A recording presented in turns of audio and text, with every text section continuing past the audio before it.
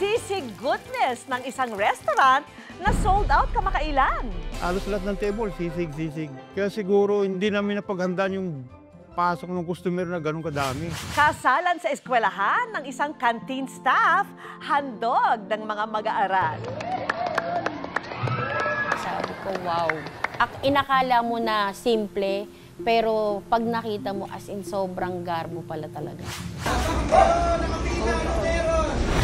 Libreng isda ipinamimigay sa Valenzuela.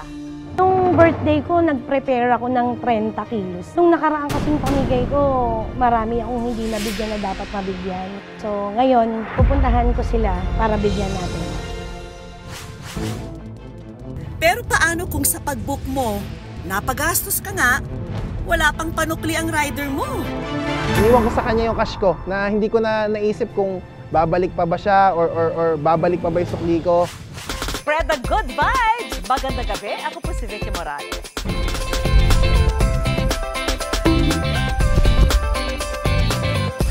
Sisig goodness is real, kaya ikinatuwa ng marami nang ang sisig sa isang kainan ay na-sold out after 45 years. Hindi ba ipagkakaila na ang isa sa paborito nating mga Pinoy pwedeng ulamin, papakin, at pulutanin? Ano pa nga ba kundi sisig?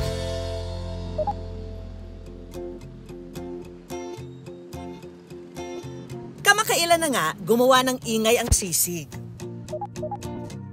Ng isang American travel and food documentary series na Somebody Feed Phil, ang nagpalabas ng episode kung saan nakasama ang sisig. Ang good news, matapos maitanghal ang nasabing kainan, sold out daw ang sisig nila for the first time in 45 years. Halos lahat ng table, sisig. Kaya siguro hindi namin napaghandaan yung pasok ng customer na ganun kadami. Kaya siguro yung stock medyo kinapos.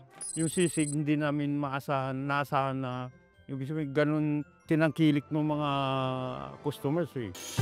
Ang success ng kanilang sisig, success din daw ng kanilang mga empleyado. Tulad nga ng init ng kanilang samahan, ang ipinagmamalaki nilang sisig, sing init at laging binabalik-balikan.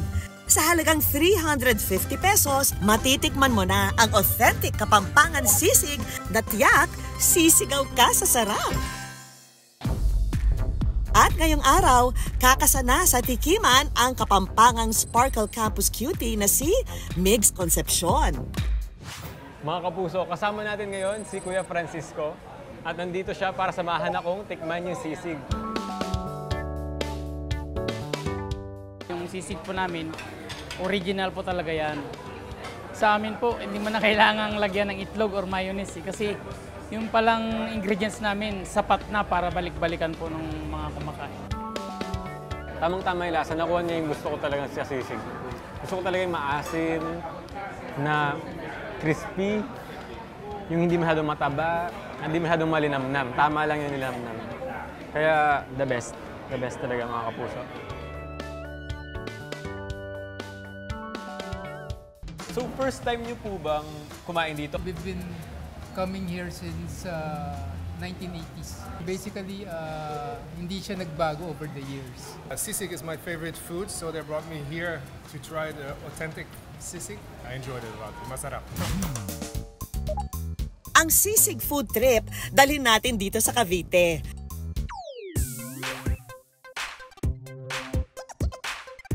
Paano ba naman kasi, ang sarap sisig goodness, ini-level up pa nila. Ang all-time favorite Pansit Canton, mas pinasarap pa sa kanilang Pansit Canton Sisig. Good for 2 to 3 persons for only 209 pesos. Ang sarap ng sisig at crunchiness ng lechon, pinagsama sa kanilang sizzling lechon sisig na 119 pesos. At kung di pa makontento, ang lechon sisig, pinaandaran pa nila at ginawang lechon sisig burger na buy one take one pa sa halagang 79 pesos. At syempre, hindi tayo papayag na hindi natin matitikman ang sarap ng sisig ni na Mary at Mark. Mga kapuso, nandito na tayo sa pinakahinihintay natin, Sa wakas, matitikman ko na ang pansit nilang with sisig lechon. So tara, tikman natin.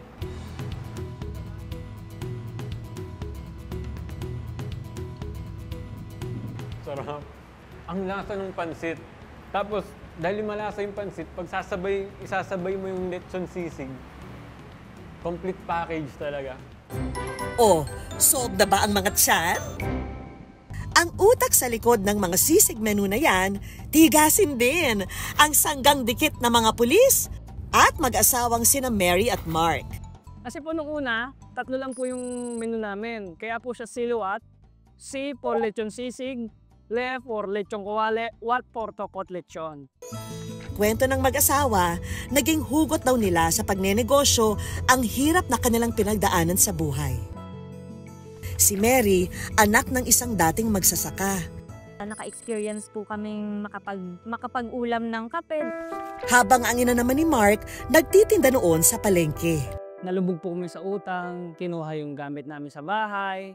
Tapos nagsarado rin po yung tindahan namin sa palengke. Nakakapag-uwi kami ng yung mga gulay naman po sa basurahan na pwede pang kainin. Nag-ipon po kami ng konting puhunan. Nagmula po kami sa mababa. Si Mark, kapag daw wala sa serbisyo, sa kusina lagi ang tambayan. Ako po talaga yung mahilig magluto sa amin dalawa. Kaya sabi ko, gusto kong matry ito. Parang dito ako masaya. Bukod sa pagsiservisyo sa bayan, gusto kong magluto. Kahit po paano po, naipundar na namin, nabili na po namin yung pwesto na to. Nakapagpundar na rin po kami ng sariling sasakyan namin. Meron na rin po kami sariling bahay. Then last 2023, nagkaroon na po kami ng branch sa Dasmariñas. Thank God po talaga na andito na po kami ngayon. Walang perfect recipe ang buhay.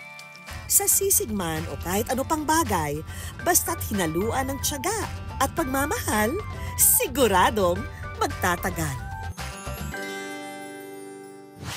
Canteen staff sa isang eskwelahan ikinasal sa mismong pinagtatrabahuan. At ang punong abala, sino pa ba kundi mga estudyante nila. Tila hinugot sa nakaka-inlove na pelikula ang kasal na ito. Pero ang wedding venue, hindi lang basta-basta garden, kundi may mga bench at classroom din. Ang hirap pala. Dami nanonood. You heard it right, mga kapuso. Ang couple-to-be na ito, nag-I do sa isang eskwelahan. Pero bakit nga ba sa isang paaralan ginanap ang kasalan? Ang nakakaintrigang sagot, abangan. Ang bride sa video, all smiles habang nagmamarcha palapit sa kanyang Prince Charming. Pero marami sa mga estudyante ang nakapansin parang pamilyar daw ang babaeng ikakasal. Palagi namin siya nakikita dito sa school canteen. Pag nakikita namin siya, busog na kami. Ang bride kasi sa video, walang iba kundi ang masipag at masayahing canteen staff na si Alma. Kasi pag pupunta po sila dun sa pwesto namin, wala sila, pag bibili sila sa amin, sabi niya, "Hi ate, kamusta ka? Ganyan, pabili naman ng ganito." Ako naman po syempre as a canteen staff, I approach them to smile, ibalik ko sa kanila yung ano nila sa akin, yung pagbati nila. Madali po siyang kausapin kasi she's a jolly person po eh. Talagang pag pupuntahan mo siya, lalapitan po, babatiin ka po niya. Pero sa likod ng mga ngiti ni Alma, nagkukubli ang lungkot. Dahil maaga raw siyang nabiyuda nang mamatay ang kanyang asawa noong 2009 sa komplikasyon sa sakit sa puso. Meron po akong 3 anak sa una. At the age of 28, naging biyuda po ako. Yun po, hanggang sa, yun po, naging focus po ako that time sa trabaho. Pero si Alma, nagtatanong daw noon sa langit kung siya ba'y makakahanap pa ng panibagong pag-ibig. Kaya naman 2 taon matapos pumanaw ang asawa, ang puso ni Alma muli na niyang binuksan. Hindi naman daw siya binigo ni Cupido dahil sa isang dating app, nakilala niya ang man of her dreams the second time around. Si Rodrigo. Masaya ako nun siyempre. Kumbaga nawala yung lungkot ko nun eh. Naging masaya ako, lagi ko siyang kausap. Pero sa kanyang sitwasyon, ang pakikipagrelasyon daw kay Alma may +3 na kasama. June 11, 2012, nagsabi po siya sa akin na gusto mo puntahan kita dyan sa inyo. Di sa akin talaga gustong-gusto ko siya makita. Kasi mahilig rin ako sa bata eh. Dito raw napatunayan ni Alma ng intensyon sa kanya ni Rodrigo, tunay. Talauna na nga, nagdesisyon na rin silang magsama. At binayayaan sila ng isang anak. Saka alam ko yung obligasyon nun. Obligasyon na hindi lang siya. Dapat package. Ang ating lovers, kontento at masaya na raw sa buhay. Pero tila raw ba may kulang pa.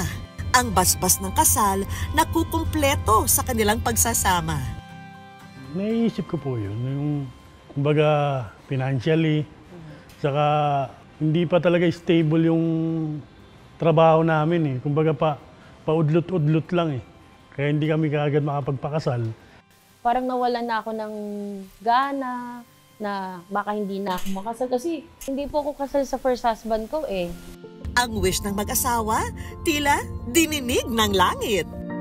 At ang naging susi, ang araw-araw niyang pinagsisilbihan ng mga estudyante sa paaralan. Ang sabi po ng dean namin, sa prof namin is, kami po yung naantasan para gumawa ng large-scale event na about sa wedding.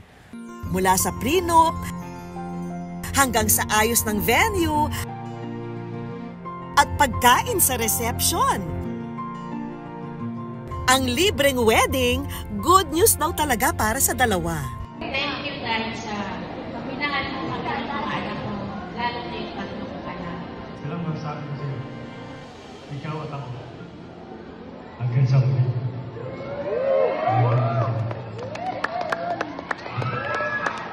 Sabi ko, wow. Inakala mo na simple, pero pag nakita mo as in sobrang garbo pala talaga. Sobrang saya ko na masasabi ko sa sarili ko na ako na talaga ang Mrs. Iluson. Pero para sa mga hospitality management student na ito, hindi lang daw basta school requirement ang inorganisang kasal, kundi regalo sa pinakamamahal nilang Ate Alma.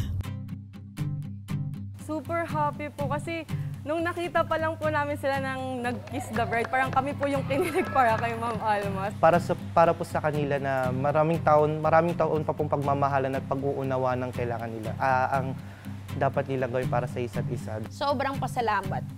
Sobra. Kasi yung ganitong opportunity na ibinigay sa akin bilang canteen staff, hindi ko ina-expect na mas mahihigitan nila yung dream wedding namin ng asawa ko. Ang good news team, syempre, may pa-wedding gift din.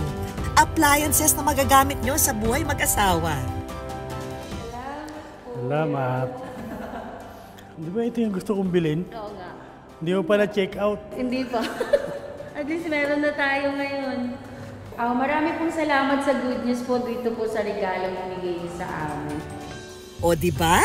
Sinong mag-aakalang bukod sa edukasyon at pagkakaibigan, ang apat na sulok ng paaralan magiging saksi rin sa sumpaan ng dalawang nag-iibigan. Isang tindera sa Valenzuela namimigay raw ng isda. Pagpapasalamat raw kasi ito sa natanggap na himala.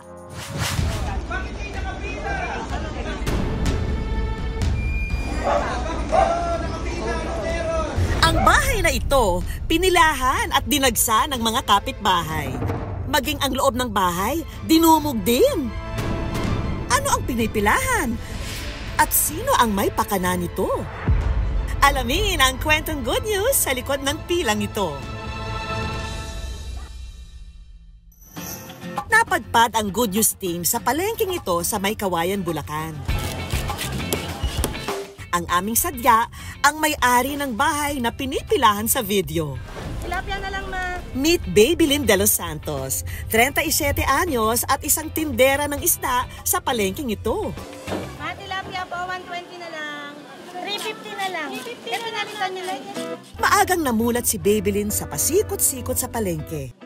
Ang pwesto nga raw nila rito, minana niya pa sa kanyang mga magulang. Bata pa lang ako, nag-umpisa silang magtinda ng gulay hanggang sa nagpalit nagtinda ng isda. Bangke-bangketa lang, bila-bilao hanggang sa nakakuha ng pwesto. Tilapia, bangos.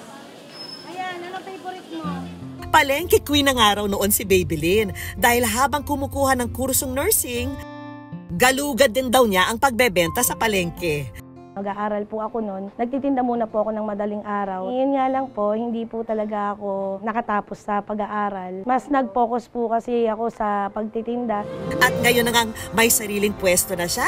Kabi-kabila na rin ang paghango niya ng isda. Nag-umpisa po ako doon sa isang banyerang tilapyang Batangas, isang banyerang bangus, hanggang sa naging 2, 3, 4 na bangus, hanggang sa napupuno ko na siya ng 10, hanggang 15, hanggang 17. Kaya naman kanyang mga suki, dumami. At ang kanyang kita, dumoble. Bangus na lang po, tilapia. Hindi man daw siya naging nurse, masaya pa rin siya sa naging takbo ng kanyang buhay. Simulat sa pulang bumuhay sa buong pamilya ko. Hindi lang sa buong pamilya ko, sa buong angkan namin. Nanay ko, tatay ko, ate ko, kuya ko, sa amin buong pamilya. May order pa ulit bukas kasi piyesa na bukawi. Hanggang sa nakapag-asawa si Baby Lynn, nakatuwang niya ngayon sa kanilang negosyo. Yung sistema kasi namin ng asawa ko talaga. Pagdating sa tindahan, ako talaga yung nakapronta. Pero pag uwi ko, sa kanya na yung rekta ng pera. Pero ang tanong, Baby Lynn, kung sa palengke dinudubog ang banye-banyera mong isda, bakit pati ang bahay mo dinagsa?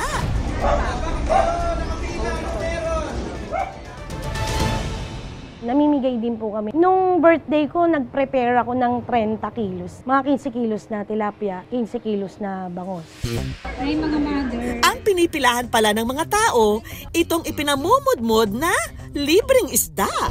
Nung birthday ko na yon, in-expect ko talaga 30 person lang, kaso dumami sila, naging 60. Pero buti naman umabot, nagkasya pa. Pero paglilinaw ni Baby Lynn, ang pamimigay niya ng libreng mga isda kapag lang daw may natira o tuwing may espesyal na okasyon.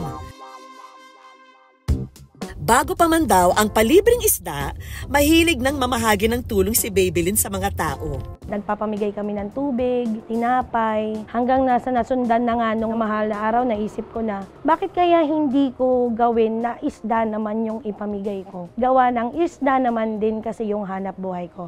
Kahit ang kanyang mga empleyado sa kanyang pwesto, naambunan na rin daw ng biyaya. Pag kailangan namin ito ulam po, binibigyan po namin kami. Pag konti na lang yung tinda namin, binibigyan na sa opigamit. Pero ang pagtulong ni Baby Lynn sa kapwa, meron daw mas malalim na hugot. Minsan na rin daw kasi siyang nakatanggap ng tulong mula sa iba nang ang kanyang bunsong anak isinilang na premature. Na-admit po ako sa ospital noon, gawa ng ako po high blood. Nailuwal naman ng ligtas ang kanyang bunsong anak. Pero nanatili pa sa ospital ang bata para madagdagan ang timbang nito. Nangihingi nga ng gata sa akin. Talagang pinilit ko na maglabas. Kaso kailangan na niya. Nag-post ngayon ako, may tumulong sa akin na dinala talaga sa ospital. Doon talaga nagpapasalamat ako kasi natulungan niya ako doon. At dahil sa minsang natanggap na tulong, si Baby Lynn ang naging mantra, pay it forward. Imbis na yaluhin po namin yung kalakal namin na konti na lang, pinamamahagi ko na po sa mga tauhan ko. At ngayong araw, nung nakaraan kasing pamigay ko, marami akong hindi nabigyan na dapat mabigyan. So ngayon, pupuntahan ko sila para bigyan natin. Nay, ulam po. Thank you po. May pampaksiw ka na, may pansigang, may pantocho, may pamprito. Maraming salamat po at kahit pa paano, nabigyan kami ng grasya. Tatay, libreng ulam. Kahit itong si Kuya na naglalako ng kanyang paninda, hindi pinalampas ni Baby Lynn. Madam, maraming salamat dito. Malaking tulong na po sa bahay to. Sa ulam niyo mamayang gabi.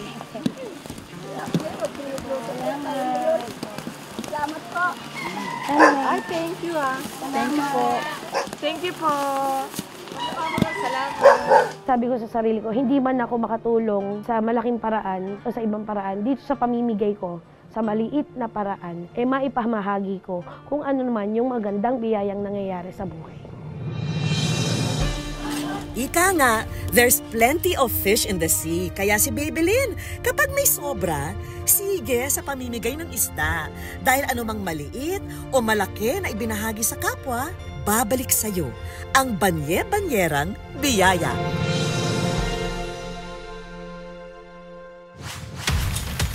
Ngayong tag-ulan na naman, panigurado, pahirapan na naman makakuha ng masasakyan. Kaya naman marami sa atin, pabuk-buk na lang. Mapapagastos man, mas mabilis at komportable naman ang biyahe. Pero paano kung sa pag-book mo, napagastos ka nga, wala pang panukli ang rider mo? Yan ang naranasan ng 26-year-old employee na si Ken G. May meeting kasi ako noon sa isa naming client. Pag mga ganong pagkakataon, may hinahabol akong oras, ang option ko talaga is mag-MC taxi na lang. May pera man ako noong araw na yun, kaso buo siya. Dahil walang barya, no choice na raw siya kundi ibigay ang 1,000 pisong buo. Pero ang rider, wala raw panukli. Dahil na rin sa pagmamadali, nagkamap ako sa idea na, sige, sandali lang naman ako sa may meeting ko. Kung gusto mo, ikaw na lang rin ang maghatid sa akin pa uwi. Iniwan ko sa kanya yung cash ko na hindi ko na naisip kung babalik pa ba siya or babalik pa ba yung sukli ko. Nang hinayang man, hindi na raw umasa si Kenji na maibabalik pa ang sukli sa ibinayad na 1,000 pesos. Ang tanong, bumalik pa kaya si Kuya Rider? Wala raw panukli sa 1,000, kaya ang rider, pinabalik na lang ng pasahero. Ang tanong, ibabalik pa kaya? Ang motorcycle rider na bida sa viral post, binisita ng Good News sa Caloocan City. Si Tatay Jeffrey. 8 taon na raw siyang humaharurot sa kalsada bilang rider. Ito na raw ang bumubuhay sa kanilang pamilya. Lalo pat 3 sa 5 anak pa ang kasalukuyang nag-aaral. Yung pangalawa yung nag-aaral ng 3rd year college. Tapos yung pangatlo yung grade 11. Tapos grade 9 nag-aaral din. Dating gwardiya sa bangko si Jeffrey.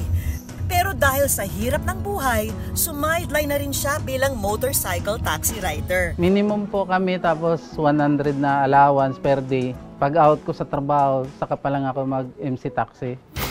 Pati na nga raw ang paglilinis ng aircon, pinasok pa niya para suportahan ng pamilya. Pero kahit anong ganda ng takbo ng biyahe, kung minsan ang pagsubok nakaabang para tayo ay parahin. 2023 raw nang magsunod-sunod ang pagsubok sa buhay ni Jeffrey. Biglang sumakit yung tiyan ko. 10 days yun, hindi ako nakadumi. May bato daw yung kidney ko. Matapos magpagamot, bumuti naman daw ang lagay niya. Hey, Laika! Pero ang tunay raw na bumangga sa puso niya nang ma-diagnose ang bunsong anak na si Angelica ng isang panghabang buhay na sakit na ischemic stroke. Dahil lang sa swimming, tapos kinagabihan, nilagnat po siya. Taas baba yung lagnat niya. Sinugod na sa ospital, hindi pa siya nakarating, nawalan siya ng malay. Merong tinurok sa kanya, pagising niya, parang stroke ang kinalabasan. Dahil sa kondisyon ng anak, si Jeffrey iniwan ang pagagwardya at nag-full-time rider para mas mabigyang oras ang anak. Kinailangan pangaraw niyang 1 laang bahay sa dating katrabaho. Yung binayaran ako noon sa separation ko, yun yung pang namin sa bahay na nasangla din namin. Pero ulanin man daw siya ng maraming pagsubok. Ang prinsipyo niya sa buhay, manatiling tapat at lumabang lang ng patas. Kaya nang mangako siya sa pasahero niyang si Kenji na babalikan niya ito para sa sukli niya sa 1,000 piso, hindi raw siya nagdalawang isip na gawin ito. Nag-message sa akin na Sir, okay na po ako sa meeting, pwede ka nang bumalik. Sabi ko, OTW na po. Yun, pagbalik ko, natuwa siya. Si Jeffrey, bumalik dala-dala ang sukling 665 pesos. Na-appreciate ko na tumupad siya sa usapan na meron kami. Ang total kasi ng babayaran ko sa kanya is 335 papunta. And then pati pabalik, 335 din. So total na siya ng 670 kung hindi ako nagkakamali. Meron pa akong change na nasa almost 330. Pero nag-offer ako na, sige kuya, sa'yo na yan. Pero ang mas nagpaantig daw sa puso ni Kenji ay nang maihatid na niya si Jeffrey pauwi. Nagkahiwalay na kami, natapos yung transaction namin. Nag-message siya sa akin. Ang laman ng mensahe, hindi raw para humingi ng dagdag na tip, kundi ang litrato ng kanyang anak na bedridden. Ang tip na nakuha, malaking tulong daw sa pagpapagabot ng bata. Sa sobrang tuwa ko, inano ko sa misis ko, kwininto ko na, binigyan ako ng pasahero ng tip, malaki. may pangbili na tayo ng anak ko. Kaya nakaramdam ako ng lungkot. And then, nung mga time na yon, na-appreciate ko talaga yung mga pinagdaanan namin nung araw na yon is dahil may pinagdadaanan sila or nasa sitwasyon sila na nahihirapan na sa buhay, pero lumalaban sila. Laking pasasalamat ni Jeffrey kay Kenji dahil matapos na i-post ito sa social media, dumagsa ang tulong sa kanilang pamilya at sa anak niyang si Angelica. Kay Sir Kenji, salamat sa kanya dahil sa ginawa niya, maraming na-inspire. Nag-connect ba yung nangyari sa akin, nangyari sa anak ko. At ngayong araw, si Kenji muling paparahin ang nakilalang Good Samaritan para kamustahin siya at ang kanyang anak. Uy! Ba't ka nandito? Salakit ang bisa tayo, regalo ko kay Angelica. Punta natin siya. Pwede ba to? Let's go! Angkas mo ulit ako! Nagulat ako sa'yo ah.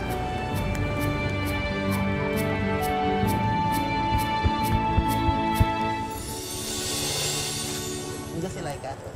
Diyan. Hello, ma! Hello! Hello po, kamusta? Hi!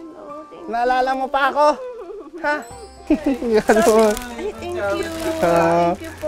Na-prank niyo ako ah. Thank you po talaga, Sir Kenji. Binago mo yung buhay. Hindi, wag na po. Kung magpapasalamat tayo, siguro doon na lang sa mga tao na talagang naging on hand sila sa pagtulong sa atin. Pagaling ka na, marami nagpe-pray para sa'yo. Sa hirap ng buhay, ang isang salita na naipangako natin sa kapwa, minsan mahirap nga namang panindigan.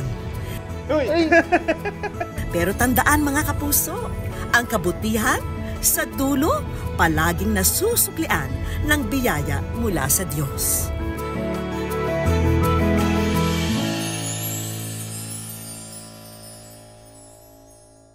Operation Kabutihan pa rin tayo sa ating Good News Movement. Ihanda na ang mga kamera at abangan ang mga mabubuting gawa. Kapag may nangailangan, tulungan. Kapag may nasaksiyang kabutihan, kuhanan. Anumang pagtulong sa kapwa, i-video mo at i-send sa aming Facebook page o i-tag ang aming Facebook account. At baka ang video nanyo ang aming ipalabas sa susunod na Sabado. Dahil basta pagtulong sa kapwa, #pang-good-news yan. Sana'y nabusog namin kayo ng inspirasyon at good vibes. Hanggang sa susunod na Sabado, ako po si Vicky Morales. Tandaan, basta puso, inspirasyon at good vibes, siguradong good news yan.